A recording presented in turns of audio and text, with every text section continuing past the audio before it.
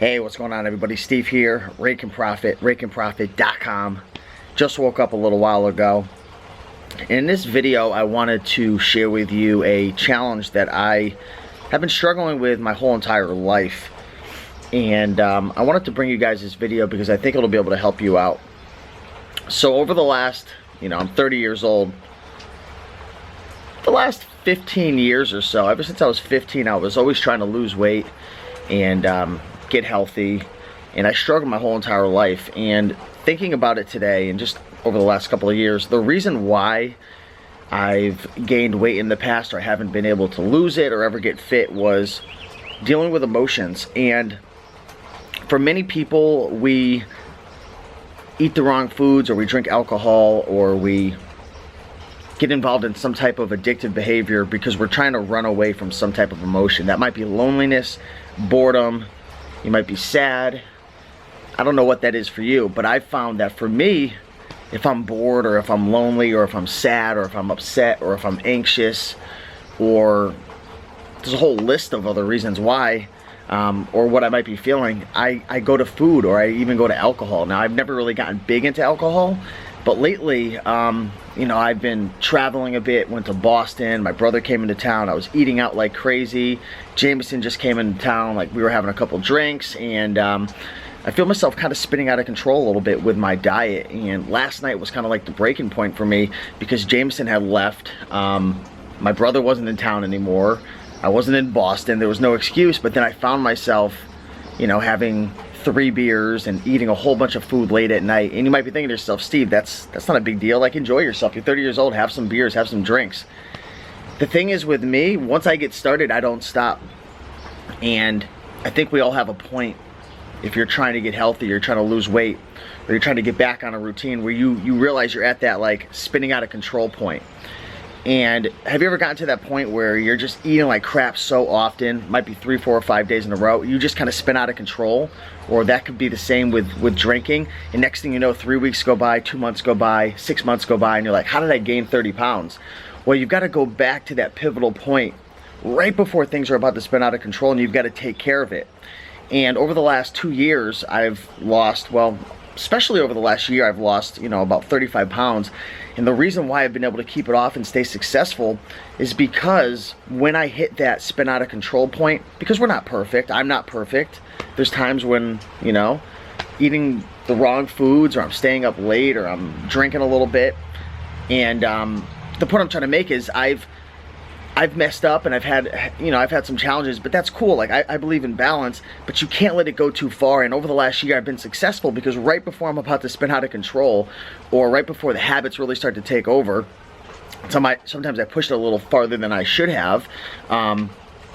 I take care of it. I deal with my emotions, and I literally just reached out to my personal trainer. And this is another reason why I love having a personal trainer, or at least it's great to have someone to talk to, whether it's a good friend or a counselor if you have, or a life coach. I don't know what that could be for you, but I reached out and I said, hey, listen, and I shared exactly what I shared with you guys. Like, I've been having a couple drinks, I've been eating late at night, I've been doing a lot of things that I haven't been doing that led me up to this point of being in the best shape of my life. And I said, we got to have one of those talks again. And we've probably had, and if Noah's watching this, feel free to leave a comment, Noah, but we've probably had, 4 or 5 of these talks over the last year and a half. So don't think all because you see me losing weight and getting fit and putting on muscle and getting healthy that it's perfect all the time, because it's far from being all peachy and rosy. I can tell you that right now. We're all human. So the point I'm trying to make in this video is understand that for 95% of you, if you're trying to get in shape, or you're trying to lose weight, you're trying to get fit, it's a battle against your emotions. And for me, like I said before, it could be boredom, it can be sadness, depression, anxiety. I deal with all these emotions on a regular basis. Some people don't, some people do, I definitely do. So handle your emotions. When you start getting to that point where you feel like things are spinning out of control, like you might have been doing so great on your diet, and then all of a sudden you've had like pizza one day, and then brownies and cake, and like you've had a couple drinks, and you're staying up late, and you're like, what the heck's going on? You're right at that point before things are about to spin out of control, and you've got to take care of your emotions. How do you take care of your emotions? One of the best things you can do is talk to somebody. So for me, that's my personal trainer. That's somebody I trust. I'll also share it with friends. My mother, she's a great person I could talk to and trust. If you don't have any friends in real life, you can go on Facebook forums or in different groups. But I find that having someone that you know and trust can definitely help out a lot. But you got to admit to yourself, listen, like, this is where I am. I made a mistake, and we're going to fix this. We're going to deal with our emotions. Get by yourself. Go on nice long walks. Do some thinking. Start to reflect upon really what's important to you. What is it? Why are you trying to lose weight? Why are you trying to get fit? Why are you trying to build a business? You can apply this to anything. But when you stop doing what you know you need to be doing, there's something emotional going on. And that could be, you know, like I said, sadness, depression, anxiety.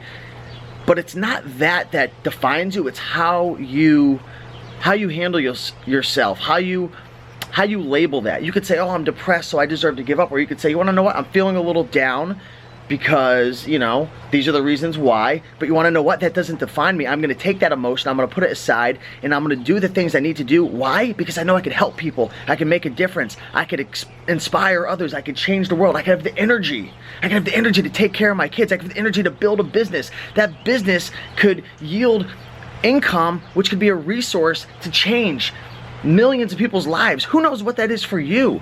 Or it could be just to live another 10 years, or it could be to live a higher quality of life.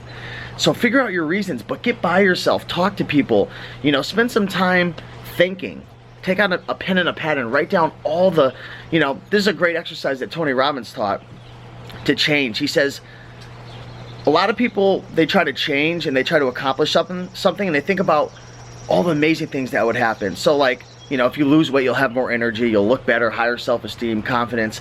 But most people, when they change, it's because they're trying to avoid pain. So switch things around. Instead of thinking about all the amazing things you'll get, why don't you close your eyes and fast forward what your life will look like in 5 years from now if you keep doing what you're doing. If you keep practicing this behavior, you keep eating pizza, you keep, you know, drinking alcohol, eating late at night, not giving your spouse or your kids attention, or you don't put the time in to build your business. What's your life look like in 5 years? This pain is going to continue. It's going to build. It's going to get worse. Think about 5 years, 10 years, 15 years out. If you do not change, what's your life going to look like?